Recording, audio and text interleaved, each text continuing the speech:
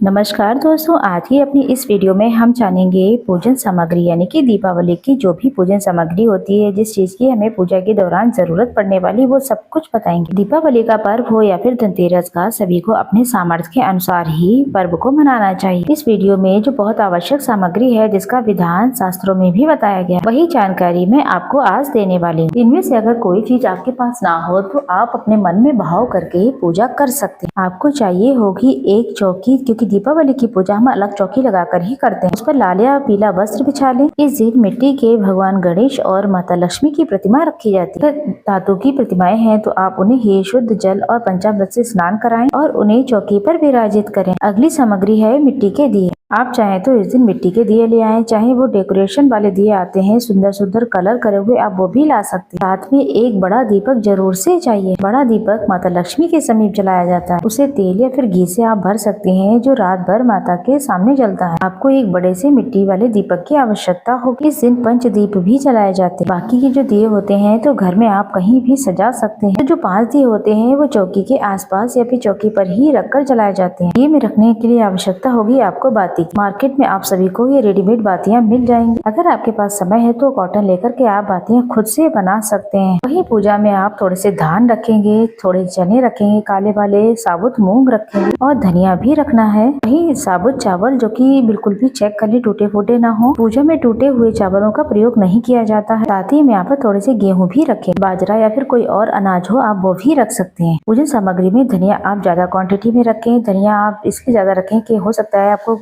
थोड़ा बहुत इधर भी डालना होता है, थोड़ा किचन में भी रखना होता है और उसे पौधों में भी डालना पड़ता है। इसके अलावा धन पोटली में भी डाला जाता है। और यहाँ पर आपको लेने हैं कमलगट्टे 5, 7, 11 और आप 5 भी ले सकते हैं, ज्यादा नहीं है तो। इसके अलावा आपको चाहिए होंगी कौड़ियाँ 2, 5, 7, 9 की संख्या में आप ले सकते हैं। जैसे माता लक्ष्मी के पास जो कौड़ी समर्पित की जाती है वो पीली कौड़ी ही चाहिए होती है। इसके साथ हमें चाहिए गोमती चक्र। 1, 5, 7 जितने भी आपको मिल जाए आप उतने रख सकते हैं। और एक पोटली भी बनानी पड़ती है, इसलिए आप लाल रंग का रुमाल या फिर बाजार से बनाई पोटली आती है, आप उन्हें भी ले सकते हैं। साथ के साथ जो लोग जो है धनतेरस पर सामग्री नहीं खरीद पाते हैं, जो भी सोना चांदी आप खरीदते हैं तो वो धनतेरस पर उसकी पूजा नहीं हो पाती है, तो उसको भी वहाँ पर चौकी पर स्थापित करें, उसका भी पूजन करें। धनतेरस के दिन अगर कोई बर्तन ना खरीदा हो तो दीपावली के दिन भी उनका पूजन किया जा सकता है। वहीं माता लक्ष्मी को अर्पित करने के लिए अगर चाहे तो आप श्रृंगार की सामग्री भी रख सकते हैं। हमें एक और चाहिए होगा जल से भरा हुआ एक लोटा। तिलक करने के लिए रोली, कुमकुम, हल्दी, चंदन, अक्षत रखेंगे। भगवान गणेश और माता लक्ष्मी को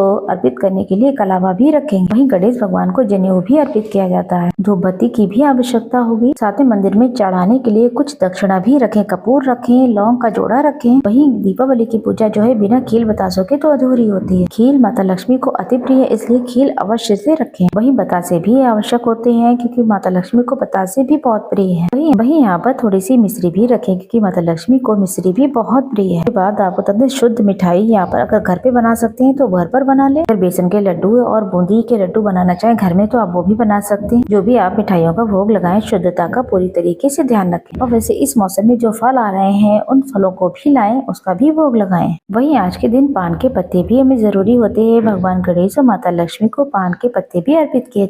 माता लक्ष्मी कमल पर विराजित है, इसलिए माता को चढ़ाने के लिए हो सके तो आप कमल का पुष्प जरूर लेकर आएं। अगर कमल का ना मिले तो लाल गुलाब भी आप चढ़ा सकते हैं। वहीं सनातन धर्म में कलश की स्थापना को बहुत ही शुभ माना जाता है। वहीं स्थापना करने से आपको बता दें जो भी हमारी मनोकामना है वो भी पूर्ण हो जाती है और पूजा सफल मानी जाती है। हो सके तो कलश की स्थापना करें, मिट्टी का हो या फिर धातु का हो। उस पर स्वास्तिक का चिन्ह बना ले। कंठ पर मौली और कलावा बांध ले। आम के पत्ते लगा ले। सभी पत्तों पर आप तिलक लगा ले। पत्ते देख ले कटे फटे ना हो। वहीं जल के कलश के में जो डालने के लिए आपको बता दें एक हल्दी की गांठ चाहिए होगी, एक सुपारी, एक सिक्का, फूल और अक्षत। ये 5 चीजें जो है जल के अंदर डालनी होती है। दियों को जलाने के लिए तेल की आवश्यकता होती है। वहीं लक्ष्मी माता के चरण भी लाएं और वो भी लगाएं। चरण लगाएं तो इस बात का ध्यान रखें अंदर की तरफ आते हुए होने चाहिए। अब पूजा के बाद सबसे लास्ट में आपको अग्नि देवता को भोग समर्पित करना होता है। ऐसा माना जाता है कि यहाँ पर अग्नि देवता के माध्यम से ही सभी देवी देवता अपना अपना भोग स्वीकार करते हैं। अगर हवन कुंड हो तो